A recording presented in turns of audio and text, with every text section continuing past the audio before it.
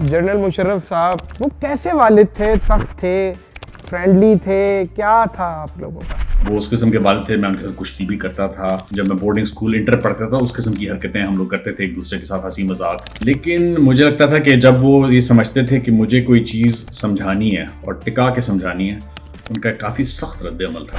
और वो ये था कि मुझे एक थप्पड़ पड़ता था मुंह पे, और उसकी रिक्वायरमेंट ये थी कि मैं उसका दिफा नहीं कर सकता था।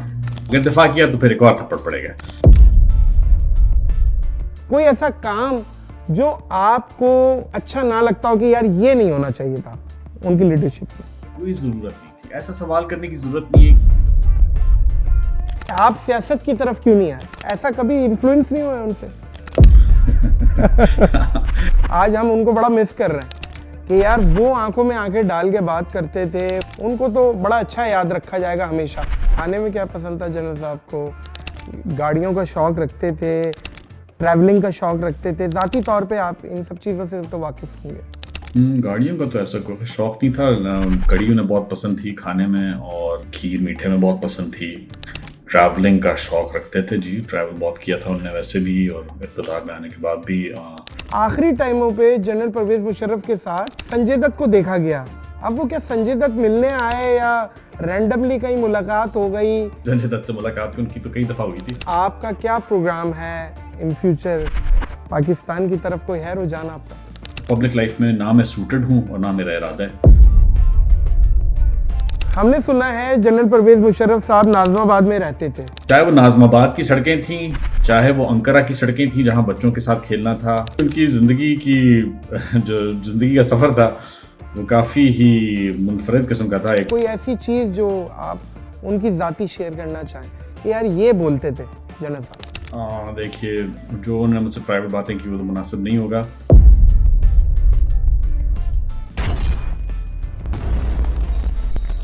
अस्सलाम वालेकुम मोअज़्ज़िज़ ख़वातीन व हज़रात, मैं हूं नादिर अली। बहादुरी की एक दास्तान थे परवेज़ मुशर्रफ, फ़ख्र करते हैं ऐसे बाप पे बिलाल मुशर्रफ। अस्सलाम वालेकुम व रहमतुल्लाहि व बरकातुहू। वालेकुम अस्सलाम। जनाब अली, जनाब अली, खैरियत से हैं बिलाल मुशर्रफ साहब? खैरियत से जी, जिंदा सलामत। जिंदा सलामत। और यूके में हैं इस टाइम आप, और हम पाकिस्तान में हैं, और लाइव पॉडकास्ट चल रही है आपके साथ। ये मैंने शायद दूसरी पॉडकास्ट है जो कि ऑनलाइन कर रहा हूँ, वरना बंदा मेरे पास कोई ना कोई दू बदू ही होता है, लेकिन आप कैमरे पे हैं। बहुत शुक्रिया आपका।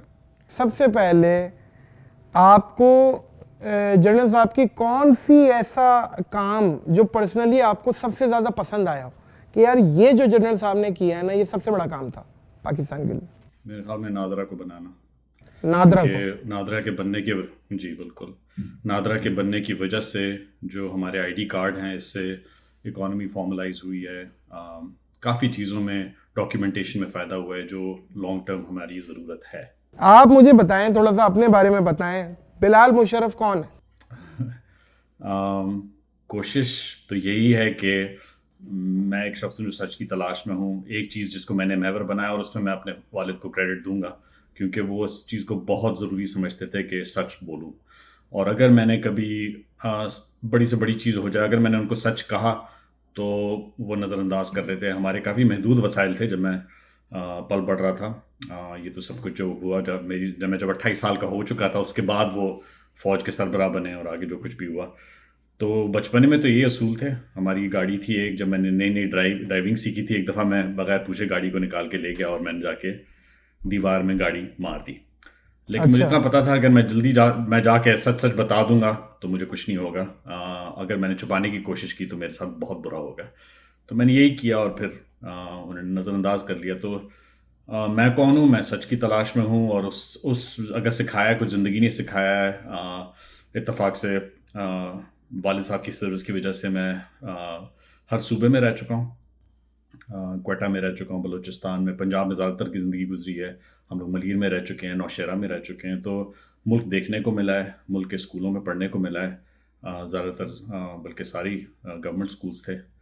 तो पाकिस्तान का दर्द रखता हूँ, पाकिस्तानियों की ख़ास तौर पे middle class, low income class की मुश्किलात को समझता हूँ और मैं एक आम इंसान हूँ। अच्छा, अब आप एजुकेशन की तरफ आपका काफ़ी रुझान है और एजुकेशन को लेके आप बहुत एक एजेंडा रखते हैं कि यार एजुकेशन पाकिस्तान के लिए भी और यूके में तो आप हैं, तो वो ज़रा आप बताइए एजुकेशन को लेके आप क्या करना चाह रहे हैं।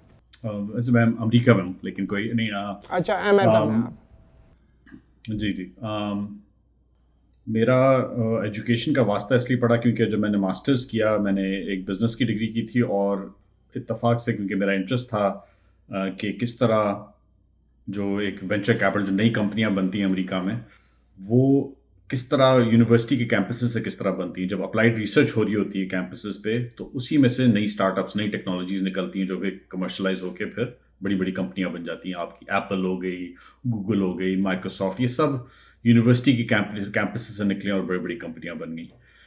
तो इस लिहाज से, इस गर्ज से मैंने मास्टर्स एजुकेशन में किया था। मेरा इरादा नहीं था एजुकेशन सेक्टर में जाने का, लेकिन इत्तेफाक ये हुआ, अगर आपको याद हो, 2008 में एक फाइनेंशियल क्राइसिस आई थी अमेरिका में, जिसकी वजह से मैं उस वक्त फाइनेंशियल सेक्टर में काम करता था और नौकरी से बरतरफ हो गया। जिसकी वजह से मैं, इत्तेफाक ये हुआ कि क्योंकि मैंने कॉलेज की डिग्री की भी थी, मास्टर्स किया हुआ था एजुकेशन में, तो डिग्री होती है, तो उस वजह से मैं एजुकेशन सेक्टर में आ गया। और इत्तेफाक से एक इदारा जिसका नाम खान अकेडमी है, जो अमेरिका में बहुत बड़ा इदारा है, बल्कि पूरी दुनिया में फैल चुका है। इसने मेक्सिको में कार्लोस स्लिम फाउंडेशन के साथ अपना जो तालीमी वीडियोस हैं उनको स्पेनिश में अवेलेबल कर दिया है, पोर्चुगीज़ में, ब्राज़ील में कर दिया, फ्रांस में कर दिया, इंडिया में टाटा फाउंडेशन है उसने उसको लोकलाइज कर दिया। तो ये काम हो चुका है कि जो तालीम की चीज़ें आज से 100 साल में तब्दील नहीं हुई हैं, जो साइंस के सब्जेक्ट्स हैं, इनमें कोई तब्दीली 100 साल में नहीं आई है। ये तो आम हर बच्चे को पता होना चाहिए। तो जब ये फाइनेंशियल क्राइसिस आई 2008 में, तो मैं इस इदारे का हिस्सा बना और मैंने बहुत कुछ देखा, बहुत तब्दीली देखी, बहुत मुल्कों में टेक्नोलॉजी के इस्तेमाल से तालीम में तब्दीली देखी। तो अब मैं इसी में काम करता रहा हूँ और कई इदारों के साथ काम कर चुका हूँ। और अब जिस मौजू पे मैं बात करना चाहता हूँ, अगर आप इजाज़त दें। जी, श्योर करिए। तो ये जो खान अकेडमी के जो तालीमी वीडियोस हैं, ये मुफ्त एक वेबसाइट पे khanacademy.org और एक यूट्यूब चैनल पे अवेलेबल हैं, लेकिन ये अंग्रेज़ी में थे। तो हमने 2020 से 2023 तक इन तमाम साइंस के वीडियोस और फाइनेंस और इकोनॉमिक्स के जो वीडियोस हैं, इनको हमने तर्जुमा करके उर्दू में बना दिया, नए सिरे से बनाया, उन्हीं के साथ मैच करके। और ये सारे अब मुफ्त दस्तयाब हैं, यूट्यूब पे भी अवेलेबल हैं, और एक स्प्रेडशीट के ज़रिए जिसका QR कोड मैं आपके तवस्सुल से आपके व्यूअर्स को देना चाहूँगा, जो कि मुफ्त अवेलेबल है, देख भी सकते हैं, डाउनलोड भी कर सकते हैं। और बात यह है, सच तो ये है कि एक्चुअली ये इतने ज़्यादा नहीं है। अगर आप 4 महीने टिका के ये वीडियोस देख लें, तो आपको चाहे कुछ भी ना आता हो, लेकिन आप यूनिवर्सिटी लेवल तक की साइंस और फाइनेंस समझ सकते हैं। ये 4 महीने की मार है। तो यही आपके तवस्सुल से पैगाम पहुंचाना चाहता हूँ। नहीं, बिल्कुल ठीक है, पैगाम तो पहुंचेगा। लेकिन coming back to general Pervez Musharraf साहब, वो कैसे वालिद थे? थोड़ा सा आप अपना पर्सनल लाइफ भी है कि ज़रा डिस्क्राइब करें। कैसे वालिद थे? सख्त थे, फ्रेंडली थे, क्या था आप लोगों का? एक लिहाज से बहुत ज़्यादा मिलनसार, मतलब कि वो उस किस्म के वालिद थे। मैं उनके साथ कुश्ती भी करता था। अच्छा। मैंने उनको अपनी पीठ पे चढ़ाया हुआ था, उन्होंने मुझे अपनी पीठ पे, मतलब कि काफ़ी, जब मैं बोर्डिंग स्कूल इंटर पढ़ता था, उस किस्म की हरकतें हम लोग करते थे एक दूसरे के साथ, हंसी मजाक। अच्छा। लेकिन मुझे लगता था कि जब वो ये समझते थे कि मुझे कोई चीज़ समझानी है और टिका के समझानी है, तो उनका एक बहुत सख्त रद्द अमल भी था। और ये शायद मैंने कभी किसी को इतनी खुल के बात बताई कि जब वो समझते थे कि मैंने ऐसी गलती की है कि मुझे आइंदा कभी नहीं करनी चाहिए, तो उनका काफ़ी सख्त रद्द अमल था। और वो ये था कि मुझे एक थप्पड़ पड़ता था मुंह पे, और उसकी रिक्वायरमेंट ये थी कि मैं उसका दिफा नहीं कर सकता था। हाँ, तो अगर मैंने उस थप्पड़ का अच्छा, मतलब हाथ भी रखा तो आपने दिफा किया? हाँ, नहीं, हाँ, अगर दिफा किया तो फिर एक और थप्पड़ पड़ेगा। तो जब तक मैंने रख के एक थप्पड़ अपने मुंह पे नहीं खाया, तो वो हिसाब किताब चलता रहता था। तो मुझे बहुत बुरा लगता था। लेकिन अब मैं सोचता हूँ कि बाप होता है, बाप अपने बच्चे को समझाना चाहता है, और दोनों वालदैन होते हैं, तो ठीक है। उनकी नज़र में मुझे वो कुछ सबक सिखाना चाह रहे थे, तो मैं उनका शुक्रगुजार हूँ इसमें। और सबसे बड़ी बात मैं जिसका शुक्रगुजार हूँ कि उन्होंने मेरी ज़िंदगी मुझे जीने दी। कभी मुझे कहा नहीं कि ये करो वो करो, ज़बरदस्ती किसी किस्म की नहीं की। जो मैं करना चाहता था, जहाँ तक नहीं, मेरे मेरा ये academics सवाल का ताल्लुक इंटरलिंक है। बन रहा है कि आप सियासत की तरफ क्यों नहीं आए, क्योंकि आपके वालिद साहब ने पॉलिटिक्स की और बड़ा कामयाब पॉलिटिक्स की, फिर आर्मी से बैकग्राउंड और इतनी मतलब प्रीमियम कैटेगरी पे उन्होंने काम किया है, तो पीछे आपका बिल्कुल रुझान 360 चेंज रहा है और आप एजुकेशन की तरफ निकल गए, और ये ऐसा कभी इन्फ्लुएंस नहीं हुआ उनसे? नहीं, ना उन्होंने ज़बरदस्ती की, और मेरी शख्सियत उनको भी पता था, मुझे भी पता था कि बहुत मुख्तलिफ है। मैं जिसे कहते हैं ना एक्सट्रोवर्ट, वो एक्सट्रोवर्ट थे, मैं थोड़ा इंट्रोवर्जन की थो, साइड पे हूँ। थोड़ा तो थोड़ा हटा दे बिलाल साहब, ज्यादा इंट्रोवर्ट क्या है आप? ऐसा ही है। तो वो उसको समझते थे कि यार तुम कई दफ़ा कहते थे यार तुम अजीब बंदे हो, कि मतलब कि लोग होते हैं, मतलब कि एक दफ़ा एक इंसिडेंट हुआ था कि वो क्रिकेट मैच हम लोग खेल रहे थे, मुझे नहीं पता था ये वहाँ बाहर बैठे मैच देख रहे हैं। काम से वापसी पे आते हुए क्रिकेट ग्राउंड आ गए। मैं कोई 8वीं में था मेरे ख्याल में। मैं थर्ड मैन बाउंड्री पे फील्डिंग कर रहा था। दरमियान में कोई बॉलर ने कोई वो बाउंसर मारा है, कुछ वो बैट्समैन को लग गया, दोनों की लड़ाई होगी। अब पिच में लड़ाई हो रही है, अब सारे प्लेयर्स भाग के आ गए, लड़ाई रोक रहे हैं, जो कुछ भी हो रहा है। मैं थर्ड मैन बाउंड्री पे खड़ा था। मैंने कहा यार जो कुछ भी है हो जाएगा, ठीक है, सुलह सफाई हो जाएगी, वक्त लगेगा। मैं हिला ही नहीं अपनी जगह से, मैं उधर ही खड़ा रहा। खैर मैच खत्म हो गया, जैसे तैसा भी गया। तो शाम को मेरे वालिद साहब खाने की टेबल पर बैठे थे, कहने लगे आज क्रिकेट का मैच हुआ था। मैंने कहा हाँ। कहने लगे मैं उधर बैठा हुआ था। मैंने कहा अच्छा, गुड। कहने लगे तुम्हें कोई फर्क नहीं पड़ता? मैंने कहा जी। कहने लगे एक लड़ाई हुई थी, तुम्हें कोई फर्क नहीं पड़ता? मैंने कहा जी वो हो गई थी जो भी। कहने लगे देखो यार, एक इंसान में लीडरशिप क्वालिटी होती है, वो कोई लड़ाई हो रही है तो बंदा अंदर जाता है, कहता है कि होल्ड ऑन, क्यों कर रहे हो, क्या हो रहा है, मतलब कि तुम्हें कोई फर्क नहीं पड़ता। तो उनको भी अंदाजा था वो और मुझे भी एग्रेसिव अंदाजा था थे। कि मुझे। मैं आपको बताऊं बिलाल भाई कि वो इंतहाई एग्रेसिव, और ख़ास तौर पे जब ऐसे हालात हों, आज हम उनको बड़ा मिस कर रहे हैं कि यार वो आंखों में आंखें डाल के बात करते थे। वो हमेशा से उनके इंटरव्यूज़ हमारे लिए हम ढूंढ ढूंढ के यूट्यूब पे देखते हैं कि यार जनरल परवेज़ मुशर्रफ ने ये कर दिया, मुंह पे जवाब दे दिया। और इतने मुश्किल मुश्किल इंडिया के जो शोज़ होते हैं उनको बैठ के प्रेस कॉन्फ्रेंसेस करना और बहुत कुछ, उनको तो बड़ा अच्छा याद रखा जाएगा हमेशा। अच्छा, जैसे कि आपने बताया कि नादरा उनका एक जो काम जो उन्होंने एग्जीक्यूट कराया वो आपको बहुत पसंद है, कोई ऐसा काम जो आपको मतलब ये अच्छा ना लगता हो कि यार ये नहीं होना चाहिए था उनकी लीडरशिप में? देखिए जिस दिन मुझे याद है, जब मैं सोचता हूँ जिस दिन मैंने वो जो रेफरेंडम हुआ था ना, 2002 की बात है ये, जी। जब मैंने वो रेफरेंडम का सवाल ही पढ़ा था ना, तो मेरे पेट में ना मुड़ोड़ पैदा हुई थी। कोई ज़रूरत नहीं थी, ऐसा सवाल करने की ज़रूरत नहीं है कि भाई अगर आप मतलब कि इस किस्म के सवाल जिसका आप नहीं जवाब ही नहीं दे सकते, कि भाई आप अगर आप जिन्ना साहब की विजन चाहते हैं, मुझे याद नहीं उसका सवाल क्या था, या आप तरक्की चाहते हैं तो जवाब हाँ दें। मेरे ख्याल में उन्होंने जो 3 साल हुकूमत चलाई, 99 से 2002 या 2001 तक जो चलाई थी, वो इतनी चलाई थी, हालांकि उनको कोई जानता नहीं था, लेकिन अपनी तरफ से उन्होंने नेक नीयती से जिस तरह भी काम किए, और वो जिस तरह प्रेस कॉन्फ्रेंस करते थे, खुल के बात करते थे। जब आपको याद है अखाड़े में बैठ के प्रेस के साथ डील करते थे, जो भी सवाल करना चाहते हैं आप कर सकते हैं, क्योंकि आखिर में नीयत सही थी, ईमानदारी से काम कर रहे थे।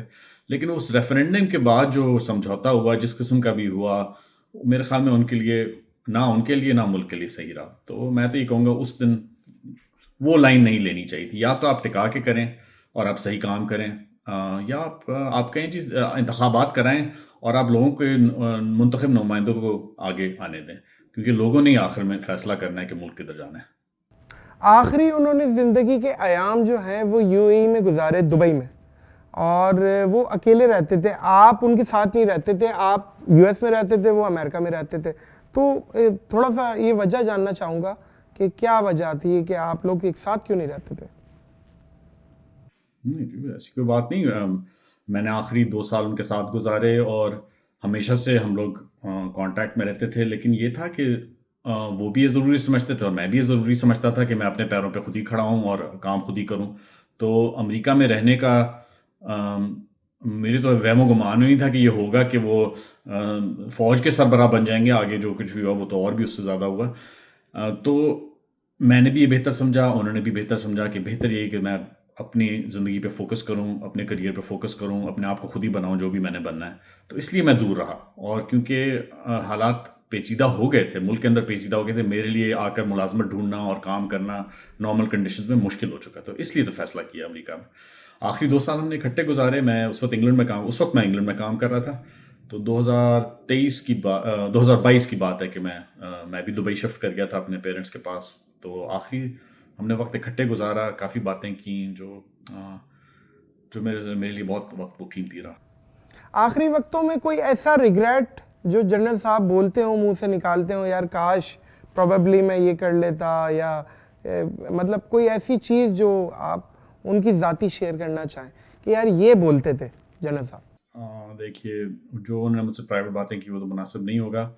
नहीं, कोई ऐसी जो मैंने प्राइवेट अपने दिल बताने से वाली मैं हो, जाहिर है हर तरह, मतलब जाहिर है हर चीज़ तो नहीं बता सकते, लेकिन मैं कोई खाली ऐसी- अपनी का मैं अपनी तरफ से ही कहूँगा कि जो मैंने उनसे कहा, और मैं हाँ। दिल में यही होता है कि कभी कभार बाप बेटे की रिलेशनशिप बड़ी एक मुख्तलिफ रिलेशनशिप होती है।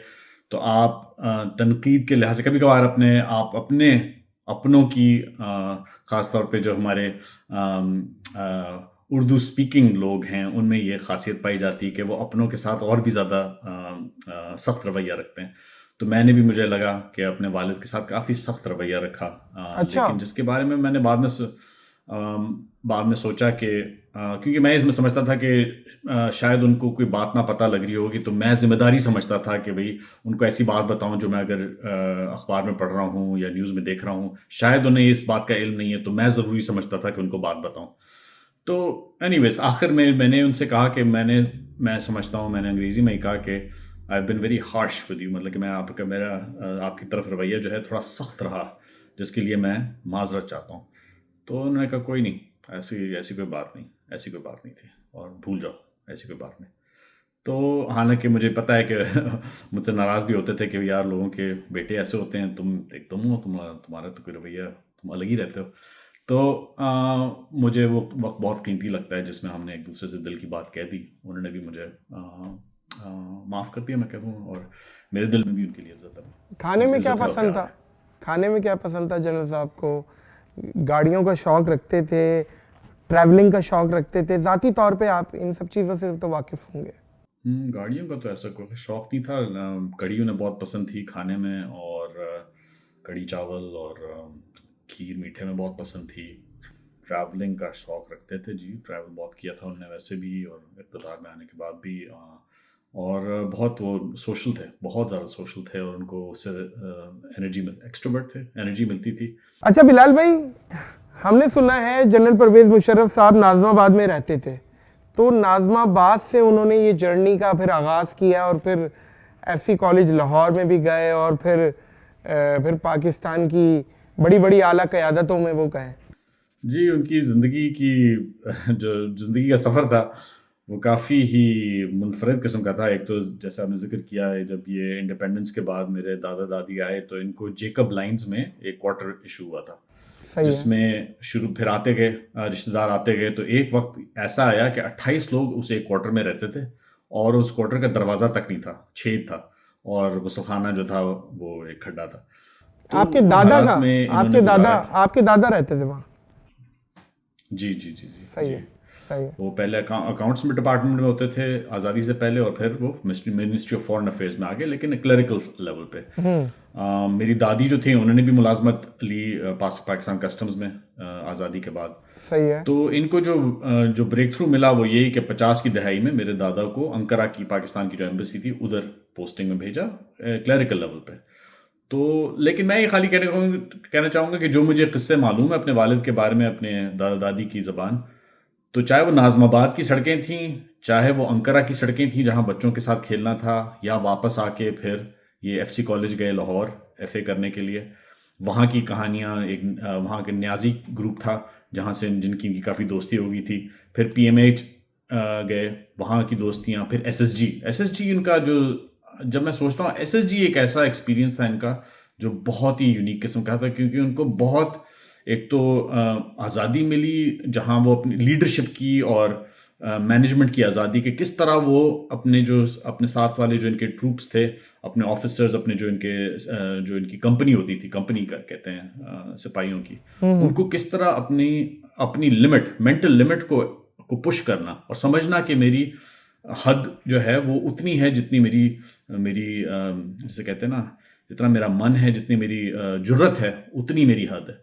तो वो इस किस्म की गेम्स डिज़ाइन करते थे, और उधर उन्होंने जो चीज़ें सीखी मेरे ख्याल में वो फिर उन्होंने आके बार बार अप्लाई की। और जैसा आप पहले भी कह रहे थे कि वो एक क्राइसिस में बहुत अच्छा ऑपरेट करते थे। जो उन्होंने एक यूनिट कमांड की, जो पहली यूनिट थी इनकी या दूसरी यूनिट थी, 44 SP, तो उसका नाम ही पड़ा मैन ऑफ क्राइसिस। अगर आप कभी जाके पता करें, उसका स्लोगन मैन ऑफ क्राइसिस है। और ये मेरी वालिद की कमांड के बाद वो स्लोगन रखा गया, क्योंकि वो बन गई, वो एक बहुत थकी हुई यूनिट थी जहाँ तक मुझे पता लगा है। और उसके बाद उनकी कमांड के बाद वो जाने गए मैन ऑफ क्राइसिस, क्योंकि उन्होंने लोगों में वो स्पिरिट जो है वो बनाई।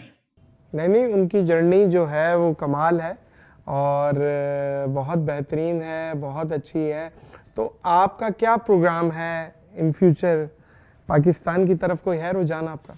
देखिए जी, पाकिस्तान का दर्द तो है, तो इसलिए जो मैं और आप भी बात कर रहे हैं वो इसी वजह से कर रहे हैं कि हम क्या कर सकते हैं। एक निजी तौर पे मेरा तो पब्लिक लाइफ में ना मैं सूटेड हूँ और ना मेरा इरादा है, लेकिन जो प्राइवेट लेवल पे हम काम कर सकते हैं, हम काफ़ी कुछ कर सकते हैं। और टेक्नोलॉजी जो एक चीज़ आ गई है, ये सबका बाप है मतलब कि इससे बड़ा बाप और कोई है नहीं इस वक्त।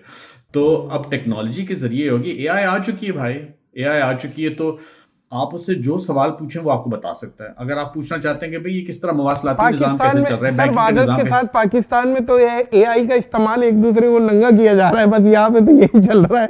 हम टेक्नोलॉजी का अजीब व गरीब इस्तेमाल कर रहे हैं यहाँ पे। मैं ये कहूँगा कि निज़ाम, ये तालीमी निज़ाम, ख़ास तौर मैं तो तालीम की बात करूँगा, तालीमी निज़ाम का कसूर है ये कि वो नशोनुमा, ज़हनी तौर पर नशोनुमा सही नहीं कर रही। जिन मुल्कों ने फैसला किया है, अब फिनलैंड चले जाएं, मैं तो जा चुका हूँ, उन्होंने 70 की दिहाई में फैसला किया था कि हमारा तालीमी निज़ाम स्वीडन जैसा होना चाहिए। वो भी अपने पड़ोसियों को देख रहे थे और कह रहे थे यार हम भी इतनी तरक्की करें जितना स्वीडन कर रहा है। उन्होंने तमाम जो सियासी जमातें थी, उन्होंने एक चार्टर साइन किया कि आज से हम फैसला करते हैं कि हम तब्दीली लेके आएंगे। और आज आप देख लें, फिनलैंड में नोकिया बन चुकी है, इतनी इंफॉर्मेशन सोसाइटी बन चुकी है। तो मेरा तो एजुकेशन डोमेन है, मैंने उसमें मास्टर्स भी किया हुआ है। मैंने टेक्नोलॉजी का इस्तेमाल एजुकेशन में 15 साल से मैं कर रहा हूँ। तो इसमें बहुत ज़्यादा अपॉर्चुनिटी है, क्योंकि दो चीज़ें जो टेक्नोलॉजी कर सकता है, हर चीज़ नहीं कर सकता, लेकिन जो चीज़ें कर सकता है, एक तो अच्छा तालीमी मवाद, जो आपसे बात भी हो रही है, खान अकेडमी का मुफ्त अवेलेबल है, दुनिया भर में चल रहा है, मुफ्त अच्छा मवाद आपको अवेलेबल है। और दूसरा अच्छे पढ़ाने वाले। अब खान अकेडमी की मिसाल लें, जिसने वीडियो बनाए हैं अक्सर वो MIT और हार्वर्ड का पढ़ा हुआ है। अब उसकी ज़बान में जो चीज़ें रिकॉर्ड हुई हैं वही हमने तर्जुमा करके उर्दू में अपने कल्चर के मुताबिक वो बना ली हैं। तो ये आपको एक्सेस मिल रहा है मुफ्त में। तो ये चीज़ हो चुकी है, हम इस चीज़ को समझें, हम इस्तेमाल कर सकते हैं। चाहे हुकूमत की जो कैपेसिटी है वो अपनी कैपेसिटी को समझें, लेकिन निजी तौर पे हम ये कार्रवाई कर सकते हैं, और इसमें मैं शामिल हाल हूँ। खान अकेडमी को थोड़ा सा और खोलिएगा। खान अकेडमी ऑनलाइन है बेसिकली, आप उसमें पढ़ाते थे या हैं भी? नहीं, मैं मैनेजमेंट साइड पे था। मेरा जो रोल था, मैं एम्प्लॉय नंबर 2 था। सलमान खान है उसके फाउंडर का नाम। ये एक्चुअली बंगाली ओरिजिन है। सलमान खान, उसकी वालदा जी जी जी जी, ये बॉलीवुड वाले?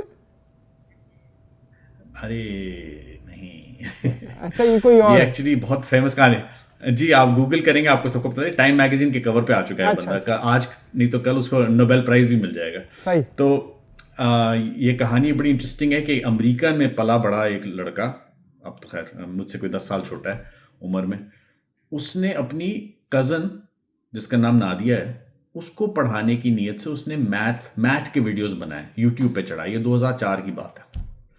और वो इतने अच्छे बनाए उसने, क्योंकि अपनी कज़न को पढ़ा रहा था, हंसी मजाक भी था उसमें आपकी तरह जिस तरह आप करते हैं। तो वो इतने मकबूल हो गए कि वो वायरल होगी, उसकी यूट्यूब चैनल वायरल होगी। और उस यूट्यूब चैनल का नाम था खान अकेडमी, क्योंकि इसका नाम सलमान खान था। तो बिल गेट्स से एक इवेंट हो रहा था, और बिल गेट्स पे किसी जर्नलिस्ट ने सवाल किया कि आप अपने बच्चों को किस तरह पढ़ाते हैं बिल गेट्स से। तो बिल गेट्स कहता है असल में मुझे एक यूट्यूब चैनल मिली है खान अकेडमी, वो मुझे इतनी पसंद है, मैं तो अपनी बच्चियों को कहता हूँ वो उससे पढ़ा करें। जब ये सुना लोगों ने तो फिर लोग उसकी उसकी और भी वाह वाह हो गई। तो ये हुई कोई Endorsement हो गई। 2000 जी बिल्कुल एंडोर्समेंट, तो वो बहुत ही मकबूल हो गया। अब तो वो बहुत बड़ा इदारा है। अगर आप खान एकेडमी में सर्च करेंगे आपको मिल जाएगा। ये इसका बिल्कुल ठीक है, ना पाकिस्तान ना हिंदुस्तान से कोई ताल्लुक है, ये एक अमेरिकन लड़के की कहानी है। तो ये हो चुका है काम, ये हो चुका है और ये मुफ्त अवेलेबल है। अब आपको इंटरनेट चाहिए, आपको डिवाइस चाहिए, और उन्होंने अब AI ट्यूटर भी बना चुका है। तो आपको एक ऐसा उस्ताद मिल चुका है जो आपकी ज़बान में बोलेगा, और उसके अंदर जितनी, जैसे कहते हैं ना, रहमदिली और पेशेंस है, वो किसी इंसान में नहीं है। क्योंकि आप उसे पूछे जाए सवाल, वो कभी थकेगा नहीं। तो ये काम हो चुका है। हमें टेक्नोलॉजिकली हम काफ़ी तब्दीली ला सकते हैं। नहीं बिल्कुल ठीक है, बिल्कुल ठीक है। अच्छा, एक अनटोल्ड स्टोरी जो कि सोशल मीडिया पे दिखी और वो फिर उसको पता ही नहीं चला, आखिरी टाइमों पे जनरल परवेज मुशर्रफ के साथ संजय दत्त को देखा गया। अब वो क्या संजय दत्त मिलने आए या रैंडमली कहीं मुलाकात हो गई? एक तस्वीर देखी जनरल साहब के साथ संजय दत्त खड़े हुए, उसके बारे में क्या उसकी इनसाइड स्टोरी है? जी जी, जहाँ उनका अपार्टमेंट था इधर दुबई में, वहाँ उसके साथ वाली बिल्डिंग में बैडमिंटन कोर्ट है। तो मेरे वालिद भी बैडमिंटन खोलते थे। मेरी भी संजय दत्त से मुलाकात हुई, हालांकि उनकी तो कई दफ़ा हुई थी। उसके मेरे ख्याल में 2 बिल्डिंग्स छोड़ के या तो संजय दत्त का अपना अपार्टमेंट है या वो उनके किसी जानने वाले का है। तो वो भी उधर बैडमिंटन खेलने आता था संजय दत्त। तो उधर कई दफ़ा मुलाकात हुई। तो he was very respectful and as was my father towards him. जो करंट अफेयर इस टाइम पाकिस्तान इंडिया में जो इस टाइम न्यूज़ में है सबसे ज़्यादा, तो उस पे आपका क्या है? इंडिया इस टाइम बहुत ज़्यादा वो हो रहा है, एग्रेसिव हो रहा है, और पाकिस्तान कह रहा है हम रिटेलिएट करेंगे। इस पे, इस पूरी सिचुएशन को आप कैसा देख रहे हैं? मेरे फोकस एरिया से तो ये बात काफ़ी बाहर है, लेकिन अगर आप पूछ रहे हैं तो मैं तो अमन पसंद हूँ। मैं तो ये चाहूँगा कि पाकिस्तान और इंडिया के जो लोग हैं, मेरा इत्तेफाक हुआ है 2 मरतबा इंडिया जाने का, और पर्सनल लेवल पे, लोगों के लेवल पे बहुत हम आहंगी है। एक दूसरे को समझते हैं लोग, ख़ास तौर पे क्योंकि मेरा ज़्यादा वक्त ज़िंदगी का मुल्क से बाहर काम करने में लगा है, अमेरिका में लगा है। वहाँ हम जब हम मिल बैठते हैं, जैसे कहते हैं कि ज़्यादा चीज़ें हमारी आपस में कॉमन हैं। बहुत कम चीज़ें ऐसी जो हमसे मुख्तलिफ हैं, हमारे शौक़ एक जैसे हैं। तो ये चीज़ें हम जितनी जल्दी हो सके, हम अगर मिल बैठ के अगर ये चीज़ें हल कर सकें, बेहतर होगा। नहीं, वो तो ठीक है, ये तो एक आ गई है तमीदी बात और वो सारी चीज़ें। लेकिन इस टाइम आपको क्या लग रहा है कि क्या जनरल साहब होते तो वो क्या बात कहते या क्या ऐसा स्टेटमेंट कहते? क्योंकि आप बेटे, आप बहुत अच्छी तरीके से उनसे वाकिफ़ हैं कि वो इस सिचुएशन में क्या करते। देखिए, उनकी ज़िंदगी काफ़ी वेल डॉक्यूमेंटेड है। मेरी और उनकी शख्सियत में हम काफ़ी मुख्तलिफ शख्सियात के लोग थे। तो मैं तो उनके मुंह में बात नहीं डालूंगा। जिस किस्म का उनके रिस्पॉन्सेज थे, आप पहले पुराने उठा के देख लें। जंग नहीं होनी चाहिए कि भाई 2001 से 2008 का जो टेन्योर था वो पाकिस्तान के लिए सबसे खूबसूरत साबित हुआ, जहाँ तक, to the best of my knowledge, जहाँ तक हमने देखा पाकिस्तान ने राइज किया है इस पीरियड में। पाकिस्तान महंगाई की शरह बहुत कम रही है और पाकिस्तान इस लायक हो गया था कि कर्जे दे सके। आप इस पे क्या कहेंगे? उस पे आपके वालिद साहब रूल कर रहे थे, जनरल परवेज मुशर्रफ साहब। देखिए, ये तो जिस चीज़ पे इत्तफाक़ राय हो वो मेरा कहने या ना कहने से कोई फ़र्क नहीं पड़ता। जैसे अंग्रेज़ी में कहते हैं, विजडम ऑफ द क्राउड्स पे मैं छोड़ता हूँ ये फैसला। जो court of public opinion decide करती है वही सही है। इसमें मेरी राय मेरे ख्याल में मुनासिब नहीं होगी। बात यह है कि सर, आप लोग जो जिस फैमिली से ताल्लुक़ रखते हैं वो उन्होंने बहुत सर्व किया है पाकिस्तान के लिए, और अब आप एजुकेशन की तरफ कुछ करना चाह रहे हैं और आपका मोटिव भी ये है कि एजुकेशन घर घर तक जाए, और उसके लिए बेस्ट विशेस मेरी तरफ से। और again thank you so much for podcast. और इंशाल्लाह पाकिस्तान आएंगे तो एक दू बदू भी 1-on-1 भी करेंगे इंशाल्लाह। ज़रूर। आपका वक्त देने का बहुत बहुत शुक्रिया, और आपके तवस्सुल से मैं ये QR कोड शेयर करना चाहूँगा, जो कि एक स्प्रेडशीट का है जिसमें तमाम ये वीडियोस मौजूद हैं। बिल्कुल ठीक है, QR कोड हम अपने डिस्क्रिप्शन में भी डाल देंगे, और वो QR कोड जो लोग जाना चाहते हैं वो उस पर जाएं। बहुत बहुत शुक्रिया बिलाल मुशर्रफ साहब इस पॉडकास्ट के लिए। बहुत बहुत शुक्रिया। Thank you so much. बहुत बहुत शुक्रिया नादिर। मोअज़्ज़िज़ ख़वातीन और हज़रात, इस पॉडकास्ट को यहीं इख्तिताम करेंगे इस दुआ, इस यकीन, इस अपनेपन के साथ कि अपना और दूसरों का बहुत ख्याल रखिएगा। मुझे और बिलाल मुशर्रफ भाई को दीजिए इजाज़त। अल्लाह हाफ़िज़।